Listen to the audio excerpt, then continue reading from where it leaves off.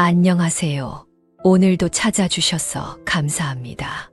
오늘은 인천광역시 부평구에 거주 중인 최난숙 할머니가 보내주신 사연입니다. 무슨 일이 있었는지 제보된 사연 바로 읽어드리겠습니다. 들어보시고 최난숙 할머니께 따뜻한 위로든 따끔한 조언이든 해줄 수 있는 말이 있으면 말씀해 주시길 바랄게요.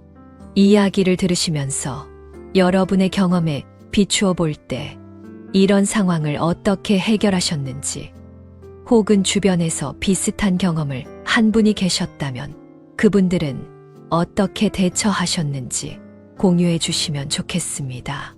좋아요와 구독 그리고 알림 설정 눌러주시면 올라오는 사연 함께 들어보실 수 있습니다. 그럼 사연 바로 읽어드리겠습니다. 안녕하세요. 뒤통수 한 번 거나하게 맞은 70대 여자입니다. 구밀복검이라는 말을 아시나요? 입에는 꿀이 있고 뱃속에는 칼이 있다는 의미로 말로는 꿀처럼 달콤한 말을 하지만 속으로는 언제 어디서 상대방의 등에 칼을 꽂을 준비를 하고 있는 음흉한 사람을 칭하는 말이죠.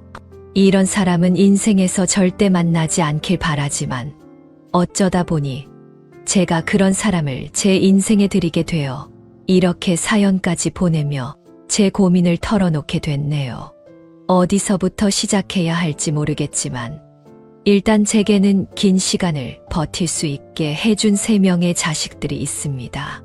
20년 전 남편이 먼저 세상을 떠난 후 혼자서 식당을 운영하며 살아온 저의 유일한 가족이자 힘이 되어준 그런 아이들이죠. 지금은 다들 나이를 먹고 집안일도 알아서 잘 해나가고 있지만 그래도 제 눈에는 여전히 콧물도 못 닦고 양말 한 짝도 못 신던 그때 그 모습이 보이기도 합니다. 아마 이런 마음 때문에 이런 일이 시작된 게 아닌가 싶어요. 큰아들은 제약회사 영업직으로 근무 중인데 성격이 아버지를 닮아 느릿하고 수더분한 자식입니다. 학생 때부터 제가 하는 가게에 자주 와서 제가 일하다가 연탄불에 다치기라도 할까봐 제일 먼저 불 옮기는 일을 도와주곤 했죠. 그리고 둘째 아들은 제일 조용하고 속이 깊은데 회사 다니다가 지금은 제 친구와 스타트업인지 뭔지 사무실 하나 차려서 일하고 있어요. 그리고 우리 막내딸 조용한 우리 집에서 유일하게 말 많고 그래서 활기를 살려주는 예쁜 막내딸은 성격이 저랑 똑 닮아서 호불호가 강한 성격인데 현재 도서관에서 근무하고 있습니다.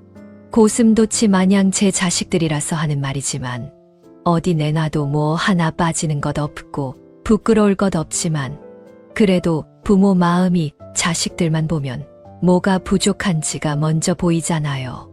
큰아들이 제게 있어서 유일한 고민거리를 주는 자식이었죠.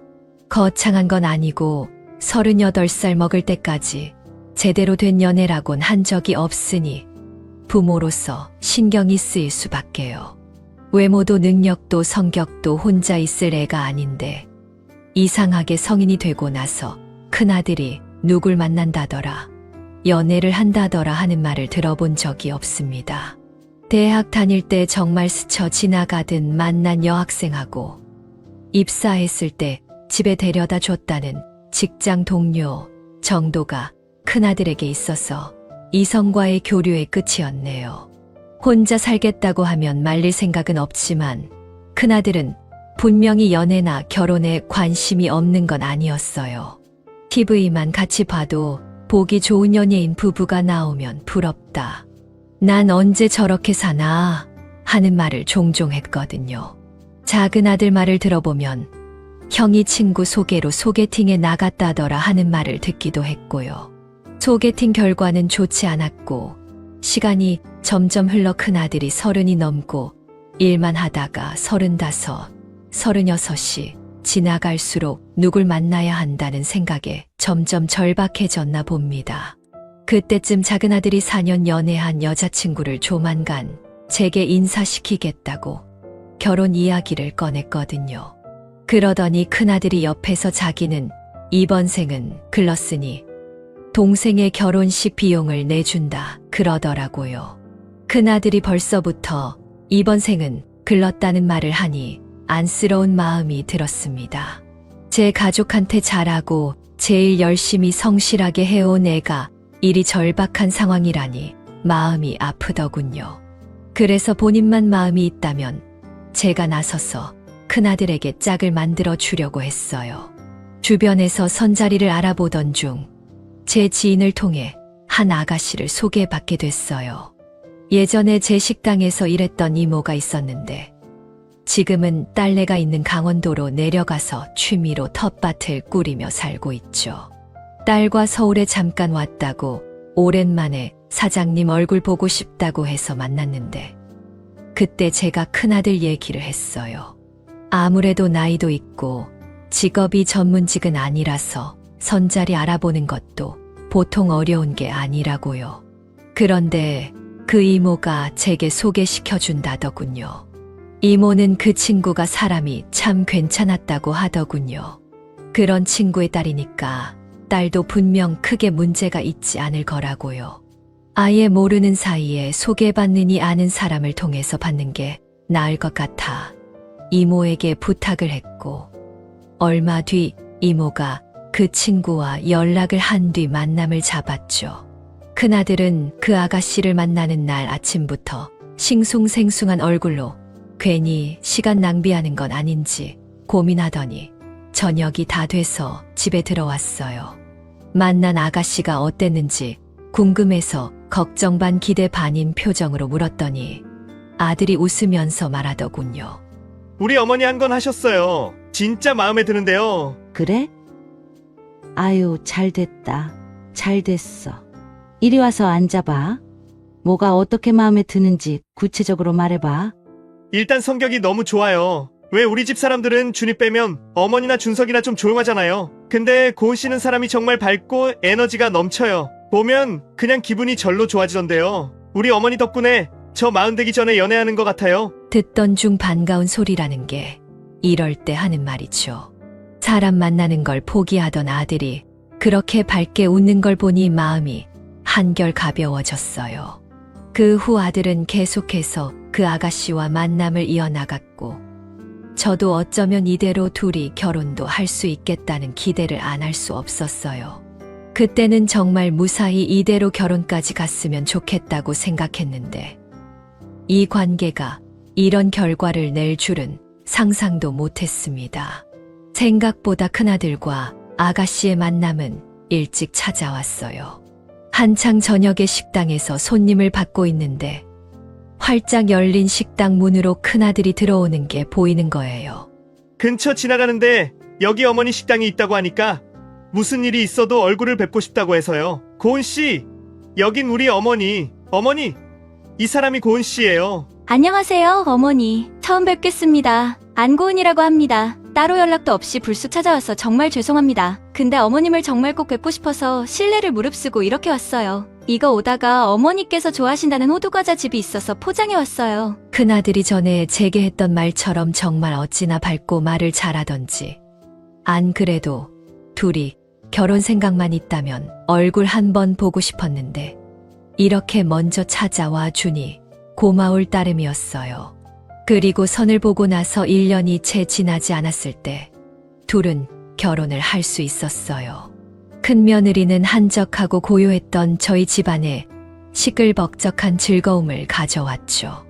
원래 저희 집은 서로 돈독하고 사이가 좋아도 굳이 감정을 드러내거나 여기저기 몰려다니는 분위기는 아니었어요. 가족들마다 저마다 가정의 분위기와 문화가 있잖아요. 그런데 큰며느리가 큰아들과 결혼을 하면서 새로운 문화를 들여온 거예요. 저는 큰며느리를 만나고 가족들끼리 노래방을 처음 가봤습니다. 큰며느리는 본인 집에서는 가족들끼리 다 같이 식사를 하고 나면 종종 소화를 시킬 겸 노래방에 가서 신나게 노래를 불렀다며 앞으로는 저도 함께 가면 좋겠다고 저를 끌고 노래방으로 가곤 했죠. 저는 어안이 벙벙한 채로 자식들 앞에서 큰며느리와 함께 손을 잡고 심수봉에 그때 그 사람을 불렀습니다. 처음에는 참 어색하다 싶었는데 나중에는 제가 더 신이 나서 큰며느리에게 이번에는 같이 이거 부르자며 먼저 노래방 기계에 번호를 찍곤 했어요. 또 큰며느리는 제게 좋은 친구도 만들어줬는데요. 바로 사부인이었습니다. 아들의 선을 주선해준 이모가 그렇게 사람이 좋다던 친구인 사부인 말이죠. 큰며느리는 결혼 후 얼마 안 가서 하던 본인이 일하던 옷가게를 좋은 조건에 인수하겠다는 사람이 나타났다고 가게를 처분했거든요. 시간이 남는 만큼 저를 자주 만나러 와서 어머니, 오늘은 여기 가요. 어머니, 어디 가고 싶은데 없으세요? 하며 저를 여기저기 데리고 가곤 했어요. 그러다가 큰며느리가 그러더군요. 어머님, 다음에는 저희 어머니도 같이 만나면 안 돼요? 안 될 게 뭐 있어. 다 같이 만나면 좋지. 나도 사부인이나 안 뵌 지 오래돼서 한번 만나서 식사라도 대접하면 어떨까 했는데 잘 됐다. 안 그래도 요즘 어머님하고 데이트하는 건 너무 좋은데 왠지 저희 어머니한테 괜히 죄송했거든요. 더 생각도 나고. 그래. 그럴 만도 하지. 그럴 게 아니라 사부인 모시고 모녀끼리 오붓하게 시간 좀 가져. 시어머니는 신경 쓰지 말고. 아니에요. 저는 어머님이랑 저희 어머니랑 이렇게 셋이서 오붓하게 시간 보내고 싶은데요. 그리고 두 분도 이 김에 친해지시면 좋잖아요. 어머님 댁이랑 제 친정이랑 거리도 가깝고 두 분이 나이도 비슷하시잖아요. 시간이 갈수록 사람 사귀는 게 힘든데 기회가 닿는 대로 친구 사귀면 좋죠. 큰며느리는 저와 그리고 저보다 1살 어린 사부인이 가깝게 지내면 좋겠다고 했어요. 뭐 기회가 있다면 나쁘지 않지만 아무리 그래도 사람이 생각이나 정서나 가치관 같은 게 웬만큼 맞지 않으면 나이 들어서 가까워지기 쉽지 않잖아요. 그래서 처음에는 큰며느리의 말에 반신반의했지만 큰며느리와 함께 셋이서 몇 번 만나면서 사부인과 제가 마음이 잘 맞는다는 걸 느낄 수 있었어요. 그렇게 생각한 건 자식을 키우는 부모로서의 가치관이 비슷하다는 걸 어렴풋이 알았을 때 확신할 수 있었죠. 큰며느리가 저와 사부인을 데리고 함께 찜질방에 간 날이었어요. 사우나 안에 있는데 큰며느리는 덥다고 밖에서 식혜랑 계란을 사오겠다고 나가서 저와 사부인만 남아서 땀을 빼고 있었죠. 그때 제가 사부인에게 말했어요. 고은이가 참 마음 표현을 잘해요. 저는 애들이 어렸을 때도 막내 빼고는 사랑한다는 말도 잘 안 했는데 고은이는 지금도 시어머니인 제게 사랑한다는 말을 참 잘해요. 분명 사부인과 사돈 어른께서 딸한테 사랑한다는 표현을 잘했을 거예요. 그랬더니 사부인은 수줍게 웃으며 이렇게 말했습니다. 아마 시간 지나면 사부인도 알게 되실 거예요. 저나 고은이의 아빠가 뭐든 쌓아두다가 폭발하는 그 성격 때문에 걱정이 많았거든요. 그러니 사부인, 혹시 고은이가 무슨 실수를 하거나 사부인이나 사부인 가족분들께 무례를 저지르면 바로 말씀해 주세요. 다 어렸을 때 그 습관 못 고친 제 잘못이니까 제가 어떻게 해서든 바로 잡도록 하겠습니다. 고은이가 책임지게 할 테니 꼭 말씀해 주세요. 그 말을 들었을 때 부모로서 공감이 되더라고요. 저도 자식의 실수나 잘못을 그저 덮어두는 게 아니라 그때그때 책임을 지게 해야 한다는 생각이었거든요. 그래서 사부인께 알겠다고 했고 사부인께서도 만약 제 아들이 사부인의 소중한 딸에게 잘못을 하거나 사부인과 사돈 어른께 실수를 하면 바로 알려달라고 했습니다. 매타작을 해서라도 무릎 꿇고 사과를 하게 만든다고 말이죠. 근데 정작 몇 년 뒤 무릎을 꿇고 사과를 하게 된 건 제 아들이 아니라 큰며느리였네요. 결혼하고 5년 동안은 큰며느리에게 별다른 문제는 없었어요.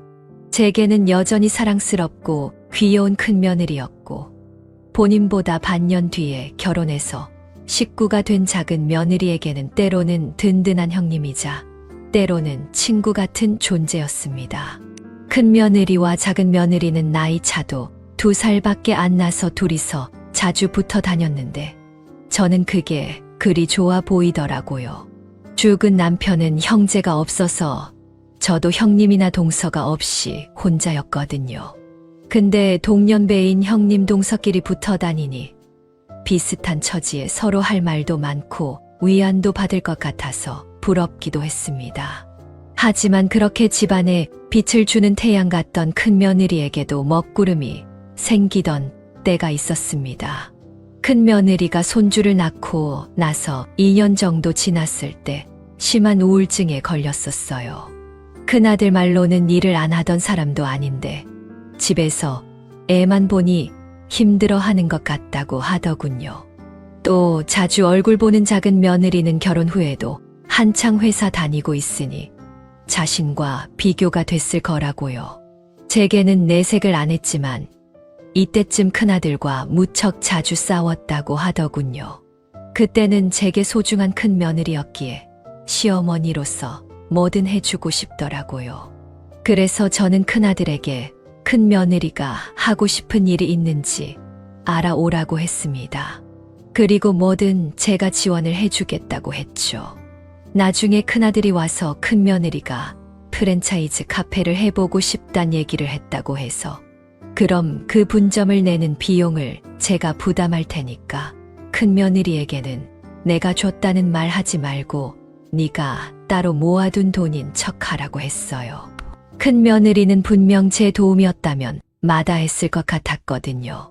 그렇게 큰 며느리는 새롭게 일을 시작하면서 조금씩 잃어가던 삶의 활기를 찾아갔어요. 제가 원래는 다 큰 자식들에게 이런 도움을 주는 사람이 아닌데 아마 그만큼 큰 며느리가 예뻐서 할 수 있었던 거겠죠. 그때는 그랬습니다. 어쩌면 제게 사랑한다는 말을 아낌없이 하고 제 앞에서는 언제나 얼굴에 그림자 하나 없이 웃기만 하는 며느리가 자식들보다도 더 애틋했을지도 몰라요. 그래서 그 웃음만 있던 얼굴 아래 어떤 표정이 숨겨져 있었는지 그 진실을 알았을 때 받은 충격이 어마어마했던 거겠죠. 큰 며느리가 제 가족이 된 지 6년이 지났을 때 제게 청천벽력 같은 소식이 들려왔습니다. 제가 폐암이라네요. 어느 날 딸이 연탄 연기를 자주 마시면 만성 폐쇄성 폐질환이 생길 수 있다는 기사를 보고 저를 데리고 간 병원에서 검사를 했고 폐암이라는 진단을 받고 말았습니다. 다행히 중기까지 가지 않은 상태로 발견됐고 림프절로 전이되지 않은 한쪽 폐에만 암이 존재한다고 하더군요. 의사는 생존율 80% 이상이라는 말을 했지만 그래도 70이 넘어서 암이란 얘기를 들었을 때 충격은 상당했어요. 그래도 옆에서 가족들이 힘을 준 덕분에 내가 암이라는 불안감 속에서 떨지 않아도 됐습니다. 작은 아들과 딸은 사람을 구해서 제가 병원을 다닐 때 식당 걱정을 덜 수 있도록 조치를 취해줬고 큰아들과 며느리들은 돌아가면서 저와 함께 병원에 가고 하루에 한 명씩 돌아가면서 제 집에 들러서 제 상태를 확인하거나 함께 식사를 했어요. 특히 제 암 소식에 큰 며느리가 단박에 달려와 제 앞에서 눈물을 보일 정도로 놀라더라고요. 그래도 본인이 식구가 된 후에는 누구보다 어머님과 시간을 오래 보냈는데 그걸 먼저 발견을 못했다고 제게 죄송하다고 눈물을 보였습니다. 그런데 이게 어찌 큰 며느리 탓이겠어요. 따지면 제 몸 안에서 무슨 일이 벌어지고 있는지 몰랐던 제 탓도 있죠. 큰 며느리는 그런 말 하지 말라는 제 위로에도 아니라고 앞으로 어머니를 더 잘 돌봐드릴 거라고 하는데 제가 어떻게 큰 며느리를 안 예뻐할 수 있겠어요. 그러다가 하루는 큰 며느리가 한 달 전부터 잡혔던 약속이 있다고 제 집에 못 온다고 연락을 해왔더라고요.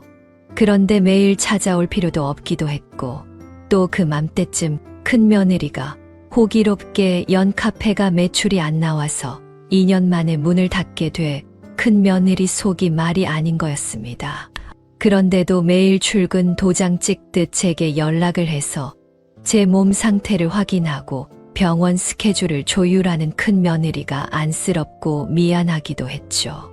그래서 그날은 아무 걱정 말고 재밌게 놀고 오라고 했어요. 어머님, 저 안 간다고 밥 부르거나 약 챙겨 드시는 거 잊지 마세요. 아셨죠? 알겠어. 누가 보면 내가 고은이네 새끼인 줄 알겠네. 조금 있다가 작은 애가 퇴근하고 들른다니까 넌 걱정 말고 맛있는 거 먹고 스트레스도 다 풀고 와. 동서가 간다니까 마음이 좀 놓이긴 하는데 어머니 제가 정말 사랑하는 거 아시죠? 아유, 그래 알아. 잘 알아. 제가 오늘만 딱 지나고 내일부터는 다시 효도하는 며느리 될게요. 이미 넘치도록 효도하고 있어요. 너 오늘 중학교인지 고등학교 동창 만난다고 했지? 내가 네 계좌로 돈 좀 보냈다. 오늘 그걸로 식사 한 끼 때우든 해라. 알겠지? 안 그러셔도 되는데 정말 어머님 정말 감사합니다. 제가 어머님 주무시기 전에 다시 전화 드릴게요. 그래, 이만 끊는다. 그렇게 말하고 저는 휴대폰을 식탁 위에 놓고 일단 신문을 집어들었어요. 그런데 혹시 여러분은 통화를 하다가 끊었을 때 내 쪽에서나 상대방 쪽에서 전화가 끊기지 않아서 통화가 계속되고 있었던 경험 있으신가요? 다시 신문을 읽다가 얼마 안 있어서 뭔가 사람 말소리 같은 게 아주 미세하게 들리기 시작했고 무슨 일인지 싶어서 소리의 근원지를 찾다가 소리가 흘러나오고 있는 휴대폰을 들어 제 귀 가까이 댔을 때 저는 얼마 안 있어서 충격에 몸이 굳을 수밖에 없었습니다. 휴대폰에는 아직도 큰 며느리와 통화 중이라는 화면이 찍혀 있었고 아무래도 이 사실을 모르는 큰 며느리는 계속해서 같이 있는 사람에게 말을 하고 있더라고요. 진짜 명줄이 겁나게 길어. 나는 또 암이라길래 혹시나 하고 기대했는데 이건 뭐 암이고 뭐고 벽에 아주 똥칠할 때까지 살 것 같다니까. 야, 너 아무리 그래도 네 시어머니 욕은 너무한다. 언제는 좋아 죽으려고 하더니 다 가식이고 말뿐이었네. 너도 회사 생활하면서 그러잖아. 나도 시댁만 가면 회사 생활이나 다름없어. 제가 대체 무슨 얘기를 들은 건지 모르겠더라고요. 멍하니 휴대폰으로 아주 작게 들려오는 대화 소리를 듣고 있었는데 또렷하게 큰 며느리의 목소리가 또다시 이런 말을 내뱉었습니다. 야, 아무리 그래도 며느리 가게가 망했는데 어떻게 땡전 한 푼 안 줄 수 있냐? 내가 진짜 더럽고 치사해서 이렇게 붙어서 아양 떨고 가식이랑 가식은 다 떨고 있는데도 나중에 연금이랑 모아놓은 재산 중에 뭐 하나 떨어지는 거 없어 봐. 내가 아주 지옥 끝까지라도 쫓아가서 받아낸다. 그 말을 듣고 더 이상 그 대화 내용을 들을 수가 없더라고요. 발끝 손끝이 차갑게 굳어가는 것 같은 느낌에 놀라서 제가 먼저 통화를 종료할 수밖에 없었습니다. 그리고 한동안은 멍하니 있었어요. 분명 큰 며느리 목소리인데 그 목소리로 하는 말은 큰 며느리가 전혀 하지 않을 법한 그런 말투라서 더욱 저를 혼란스럽게 만들었습니다.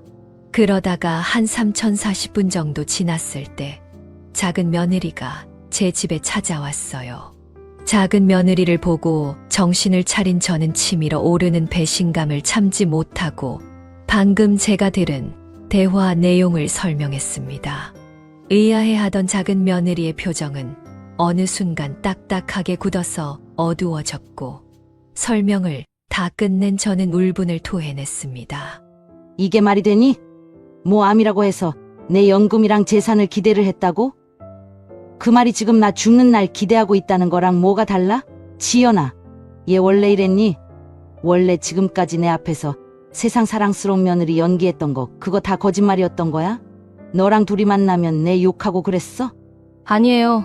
어머님, 맨정신으로나 술 취해서도 어머님 흉본 적 없어요. 아주버님이라면 모를까. 형님이 술을 좀 과하게 드시면 꼭 그렇게 아주버님하고 싸운 얘기를 하시더라고요. 근데 이런 생각까지 할 줄은. 저도 어머님, 일단 아직 그것만 들어서는 확실하진 않잖아요. 어머님도 뭐든 더 들어야 형님이 어머니를 어떻게 생각하는지 알 수 있고 그냥 덮어두고 가기엔 어머니께서 계속 찝찝하실 것 같기도 하고요. 어떻게 한번 신뢰에 의심이 간 사람을 가까이 두고 살겠어요? 그렇긴 하지. 왜? 너 무슨 생각 있니? 어머님께서 속 시원하게 아셔야겠다면 제가 형님이랑 술 약속을 해서 같이 술 좀 먹고 형님 취하게 만든 뒤에 본심이 뭔지 알아낼게요. 취중디남이라고 하잖아요. 그거 녹음해서 올 테니까 일단 지금은 진정하시고 기다려주세요. 작은 며느리는 제게 더 정확한 증거를 알아오겠다고 했습니다. 형님과는 평소에도 자주 만나서 술 한 잔을 했으니 바로 시간을 잡아서 그때 형님의 마음을 알아오겠다고 말이죠. 그리고 며칠 뒤 작은 며느리는 큰 며느리와 약속을 잡았고 작은 며느리는 실시간으로 제게 문자를 보내며 작전 진행 상황을 보고했어요. 빨리 취하려면 막걸리를 섞어 마셔야 한다며 전집에 갔다고 문자가 오고 그 후에는 어머님, 형님, 오늘 좀 잘 마셔서 술이 더 들어가야 할 것 같아요. 제가 2차 가게 되면 바로 연락드릴게요. 라고 문자 한 통이 또 왔고요. 그리고 한 3시간 뒤에 방금 큰 며느리를 택시에 태워 집에 보내줬다는 말과 함께 작은 며느리는 제게 만나서 들려드리고 싶지만 이미 시간이 너무 늦었고 궁금하실 테니 먼저 휴대폰으로 녹음한 음성 파일을 보내겠다고 하더군요. 그리고 본인도 정말 형님이 이런 마음을 품고 있었는지 몰랐다고 했는데 작은 며느리가 보낸 녹음 파일을 듣고 저는 좌절할 수밖에 없었습니다. 첫 번째 녹음 파일에는 며느리들이 전집에서 막걸리를 마시면서 녹음된 파일이었는데 술 기운이 살짝 오른 큰 며느리의 목소리가 들렸어요. 진짜 사는 게 내 마음대로 되는 게 하나도 없다. 진짜 답답해 죽겠어. 동서, 내가 요새 얼마나 힘든지 모르지. 카페는 문 닫지. 남편은 이식한다고 설치지. 진짜 내 속이 아니다. 제가 왜 몰라요, 형님. 알아서 오늘 이렇게 같이 술 마시자고 한 거잖아요. 알긴 무슨. 그럼 동서 이것도 알아? 우리 어머니 엄청난 부자인 거. 어머님 지금 하는 연탄 불고기집 장사도 잘 되는데 터도 좋고 심지어 몇 번 TV에 맛집으로 나왔잖아. 솔직히 지금도 돈을 아주 갈퀴로 긁어서 버실걸. 그 돈으로 연금보험도 빵빵하게 넣어두셨더라고. 근데도 어떻게 아들네가 힘든데 돈 한 푼 안 보태주시냐 이거야. 진짜 정 떨어져. 남편 말로는 우리 엄마가 원래 그렇다는데 말도 안 되는 소리 하지 말라 이거야. 세상 어느 부모가 재산 이래저래 20억 가까이 되는데 자식이 힘든 거 두고 보기만 할 수 있어? 진짜 내가 어머니는 도와주시면 숨통이 좀 트일 텐데. 동서, 이거 동서만 알고 있어. 사실은 내가 카페 망하고 너무 불안해서 친구 따라서 주식을 좀 했었어. 왜 너도 나도 개미 투자자라고 했을 때 있잖아. 네? 주식이요? 아니, 형님. 갑자기 무슨 주식이에요? 이거 아주버님은 아세요? 모르지. 그걸 어떻게 말해. 그래서 내가 어머님 돈이 절실한 거 아니야. 동서도 나랑 어머님 좀 설득하자. 세상 뜨기 전에 있는 재산 좀 정리하자고. 원래 세금 문제 때문에 죽기 전에 중간중간 증여한다고 하는데 우리 어머님은 아예 생각이 없는 건지. 어차피 그 돈 곧 있으면 우리 돈 아니야? 근데 지금 주든 나중에 다 죽고 주든 그게 뭐가 다른 거냐고. 나 진짜 요새는 어머니가 그냥 빨리 돌아가셨으면 좋겠어. 돌아가시고 남은 재산으로 자식들 좀 편하게 살게. 형님 말이면 다인 줄 아세요? 그 돈이 형님 빚 갚기 위해 있는 돈도 아닌데 대체 왜 그러세요? 제발 작작 좀 하세요. 작작 좀. 큰 며느리의 불평불만과 저에 대한 한풀이는 자리를 옮겨 2차를 갔어도 끝나지 않았습니다. 큰 며느리는 혀가 잔뜩 꼬인 목소리로 본인이 주식으로 8천만 원을 날렸다고 고백을 했죠. 왜 큰 며느리가 계속 돈돈하며 재산을 나눠주지 않는 저에 대한 불만을 말하는지 알겠더군요. 주식으로 날린 눈앞에 있는 빚더미에 당장 깔려 죽을까 무서워서 마지막 발악을 하듯 주변에서 돈 나올 구멍인 제게 그 불안과 불평이 향하게 된 거죠. 참담했습니다. 지금까지 6년 동안 내가 얼굴 보고 살아왔던 사람은 누구고 내 앞에서는 늘 사랑스러운 모습의 큰 며느리가 어찌 그런 사람이었는지. 저를 우습게 알아서 돈을 안 주는 거라고 저를 욕심 많은 노친네 취급을 하는 큰 며느리 중 무엇이 진짜 모습인지 혼란이 오기 시작했어요. 아니, 소름 끼치기까지 했네요. 지금까지 날 보면서 속으로는 무슨 생각을 더 했을까 무섭고 소름이 끼쳤습니다. 당장 재산을 받기 위해 속으로 제가 죽길 간절히 바라는 사람과 어떻게 가족으로 묶여 있을 수 있겠어요?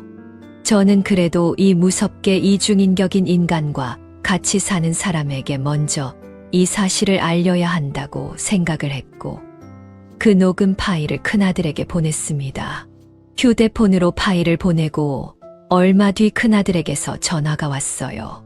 저는 큰아들이 무슨 말을 꺼내기도 전에 이건 전화로 할 소리가 아니니까 옆에 있는 네 마누라한테도 들려주고 둘 다 내일 집에 와서 대화를 하자고 했죠.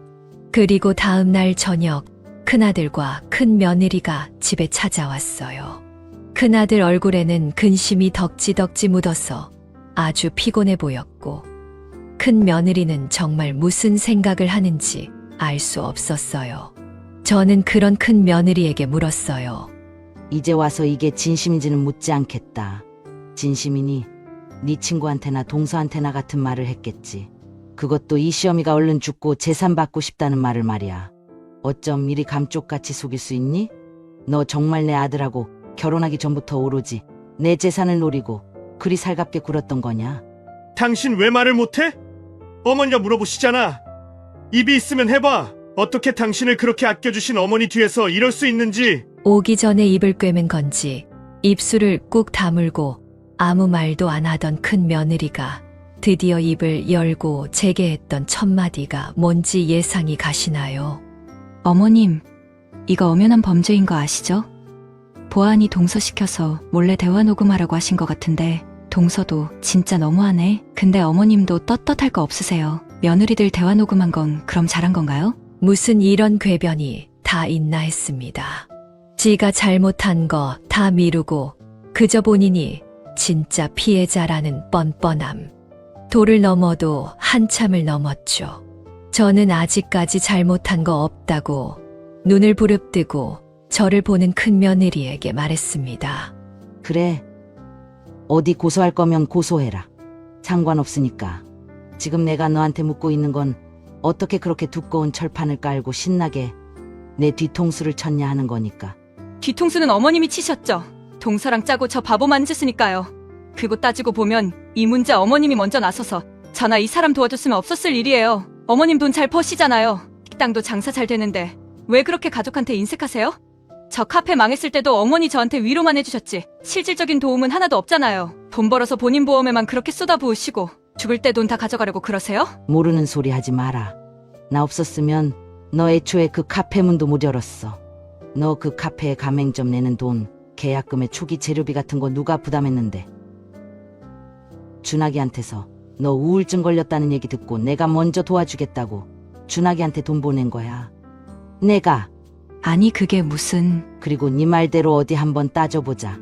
내가 물심양면으로 도와준 가게 망했으면 부끄러운 줄 알아야지. 다 됐다. 다 필요 없어. 나를 그저 언젠가 콩껍질 떨어질 그림의 떡인 줄 생각했다면 끝까지 너한테는 그림의 떡으로 남아주마. 그리고 장사라는 게 원래 잘 되다가도 안 되기도 하고 그런 거야. 그래서 혹시 모르니까 니네들한테 손 안 벌리려고 보험 들어둔 거고. 어머니, 솔직히 제가 뒤에서 어머님 욕을 한 건 사실인데요. 그렇다고 직접 뭘 한 건 아니잖아요. 뒤재기만 했지. 제가 어머님 재산을 탕진하기로 했어요? 사기를 쳤어요? 그렇다고 때리기라도 했어요? 어머님, 지금 너무 오버한다고 생각 안 하세요? 나는 그런 것들보다 네가 더 무서워. 네가 이렇게 사람을 잘 속이고 진심인 척 아니 척하면서 간보고 재보다가 이 사단을 낸 네가 더 무섭고 끔찍하다고. 너 똑똑히 알아둬라. 네가 당장 해결해야 할 돈 문제가 생겼으면 뒤에서 호박씨나 까면서 나 죽는 날 기다리는 게 아니라 와서 도와달라고 싹싹 비는 게 우선인 거야. 안 되겠다. 너 반성할 생각 하나 없는 것 같으니까 당장 나가. 너희들이 어떻게 헤어지든 말든 이제 상관없으니까 당장 내 집에서 나가라고. 끝까지 변명해 남 탓을 하는 며느리의 모습에 이성이 날아갔습니다. 저는 소리를 지르면서 큰 며느리에게 나가라고 고함을 질렀고 끝까지 안 나가고 버티던 큰 며느리를 끝내 큰아들이 붙들고 끌어내듯 집 밖으로 내보냈어요. 큰아들은 끝까지 용서를 구하는 말 하나 없이 남 탓과 변명만 하던 큰 며느리에게 끝내 이혼이라는 두 글자를 말했고 그렇게 큰 며느리를 친정으로 보냈죠. 큰아들이 큰 며느리를 친정으로 보냈단 얘기를 듣고 저는 불현듯 사부인이 제게 했던 말이 떠올랐습니다. 부디 본인의 딸이 저희 가족에게 무례를 범한다면 알려달라고 했던 그 말입니다. 저는 사부인에게 녹음 파일을 보냈고 바로 문자로 사부인의 큰딸이 제가 언제 죽나 기도를 하고 있었습니다 라고 보냈습니다. 친정에 도착한 큰며느리가 본인의 죄에 대한 책임을 질 수 있게 말이죠. 그 문자를 제가 큰며느리를 내쫓은 다음 날 오전에 보냈는데 그날 저녁에 사부인에게서 전화가 오더라고요. 사부인은 다 쉰 목소리로 제게 말했습니다.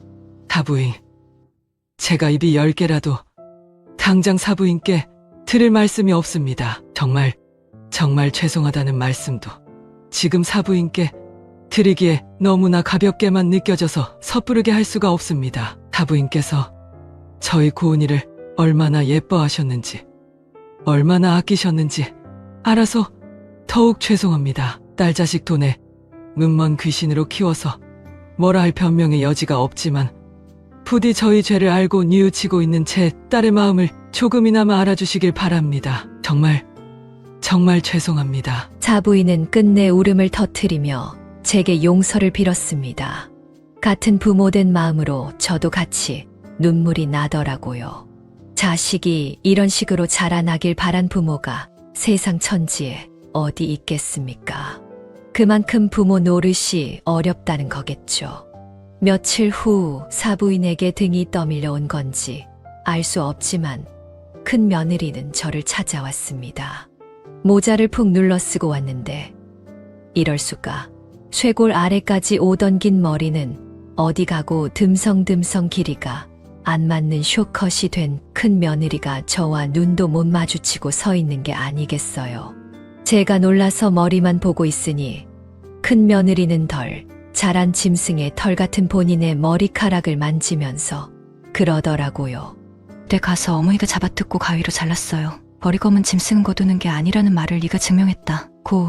그 검은 머리 다 뽑아버린다고 어머니가 이렇게 자르셨어요. 처음에는 왜 어머니가 제 편을 들어주시지 않나, 왜 제 상황을 이해해 주시지 않나 서운하고 원망도 했는데 제가 누굴 원망할 자격이 안 되죠. 어머님께 그런 잘못을 했는데 어머님 죄송합니다. 제가 그냥 제 입장만 생각을 했어요. 어머님이 뒤에서 제게 어떤 은혜를 베풀어 주신 줄은 헤아려 볼 생각도 안 하고, 아니 어머니께서 그런 은혜를 안 베푸셨다고 해도 저는 어머니께 그랬으면 안 되죠. 믿어주실지 모르겠지만 저 처음부터 어머님 재산 노린 거 아니었어요. 그냥 카페가 그렇게 망하고 제 자신이 너무 한심해서 어떻게든 제가 까먹은 돈 메꾸려고 주식을 해봤는데 그게 안 되니까 벼랑 끝에 내몰린 것 같았어요. 근데 당장 절 제일 예뻐해 주신 어머니께서는 제가 카페 접은 뒤에는 모른 척 하시는 것 같아서 그래서 원망했어요. 죄송해요 어머님. 제가 정말 돈에 눈이 멀었었나 봐요. 큰 며느리의 말이 인간으로서 이해가 안 되는 건 아니었습니다. 돈 무서운 거 누가 모르겠습니다. 당장 카드값 몇백만 원이 밀려도 가슴이 아프도록 답답한 게 인간이거늘. 그래서 제가 악착같이 장사하면서도 여기저기 연금보험이다 뭐다 들어놓는 거 아니겠습니까? 하지만 그렇다고 앞에서는 처음 모습 그대로 사랑스러운 며느리처럼 굴다가 뒤에서는 돈 몇 푼 쥐어주지 않는다고 죽는 날을 고대한다고 하더니 큰 며느리의 두 가지 모습의 진리 마음은 쉽게 사라지지 않았네요. 저는 말을 마치고 울음을 참는 큰 며느리에게 그동안 자식들에게도 말하지 않았던 비밀을 말했습니다. 내가 너희가 선보기도 전에 경기도에 땅을 하나 샀어. 나도 너처럼 투자를 한 거지. 그리고 재영이가 초등학교 들어가면 그 땅 팔아서 너희 주려고 했다. 아무래도 애가 크면 들어가는 돈이 배는 많아지니까 이건 준하기도 모르는 일이고 나는 아무 생각 없이 식당하면서 돈만 모은 거 아니야. 내 자식들이 내가 번 돈으로 조금이나마 이 험난한 세상을 편하게 살기 바라지만 그렇다고 처음부터 내 돈으로 편한 인생만 사는 거 원치 않아서 정말 힘들고 어려울 때를 대비해서 그렇게 여기저기 투자를 하고 돈을 모으고 있던 거였어. 그런데 넌 나를 죽기 직전까지 돈을 손에서 안 놓는 지독한 노인네로 만들었어. 그거 아니? 알아요 어머니. 정말 죄송해요. 이건 도무지 그저 죄송할 일로 끝날 일이 아니구나. 내가 널 정말 믿고 사랑한 만큼 실망감이 커서 그래. 언제 너를 용서하게 될지 모르겠지만 그게 그리 이르게 오지는 않을 것 같구나. 제 마지막 말에 큰 며느리는 오열을 했습니다. 저 말은 진심이었어요. 정말 큰 며느리를 사랑하고 아낀 만큼 제 가슴에 구멍이 뻥하고 뚫려버렸거든요. 그리고 그건 큰아들도 마찬가지였고요.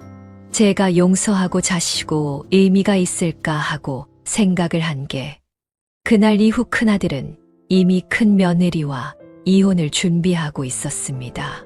제가 그래도 애가 있는데 조금 더 생각을 해보라고 했지만 큰아들은 더 생각할 필요가 없는 문제라고 단호하게 말하더라고요. 그리고 큰아들은 이전에도 큰 며느리가 크고 작은 잘못을 하면 모든 남의 탓을 해왔다고 말했습니다. 카페가 망했을 때도 큰 며느리는 큰아들에게 당신이 끝까지 날 안 믿어줘서 그렇다. 나를 믿어줬으면 어디서 대출이라도 당겨와서 나를 도와줘야 하는 거 아니냐고 따졌다네요. 그 후에 큰아들이 이직을 준비하고 싶다고 했을 때는 당신은 나를 안 믿어주고 응원도 안 해줬는데 나도 해주기 싫다고 이직 자체를 반대했다고 합니다.